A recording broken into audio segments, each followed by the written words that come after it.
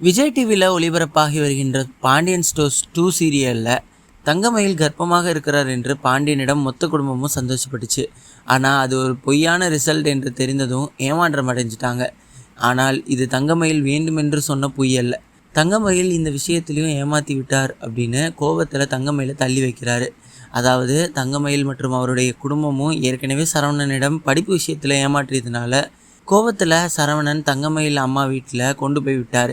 அங்கிருந்து இங்கே வருவதற்காக தான் கர்ப்பமான ஒரு ட்ராமாவை போட்டிருக்காரு என்று தவறாக சரவணன் புரிந்து கொண்டார். அதனால் தங்கமயில் பேச வருவதை காது கொடுத்து கூட கேட்காம சரவணன் மொத்த கோபத்தையும் காட்டி தங்கமயிலுக்கும் சரவணனுக்கும் எந்த சம்மந்தமும் இல்லை அப்படின்னு சொல்லி திட்டி விடுறாரு. இதனால் நொந்து போன தங்கமயில் அழுது கொண்டே இருக்கார். ஆனால் சரவணன் தங்கமயிலை கண்டுகொள்ளாமல் இந்த வீட்டில் ஒரு சேர் ஒரு கட்டில் போல தான் நீ இங்கே இருக்கணும், மற்றபடி உனக்கும் எனக்கும் எந்த உறவும் பந்தமும் இல்லை, உன்னால் அப்படி இருக்க முடியவில்லை என்றால் உன்னுடைய அம்மா வீட்டுக்கு போ என்று தங்கமயிலை நோகடித்து விடுறாரு. இதனால் மொத்தமாக தங்கமயில் உடைந்து போய்விட்டார்.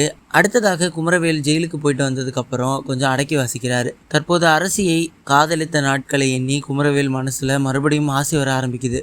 அந்த வகையில் இனி குமரவேல் எல்லா சேட்டைகளையும் நிறுத்திவிட்டு மனதார அரசி கூட வாழ்வதற்கு முயற்சி எடுக்கப் போகிறார். ஆனால் இது எந்த அளவுக்கு சாத்தியமாக போகுது அப்படின்றத பொறுத்துன்னு தான் பார்க்கணும்.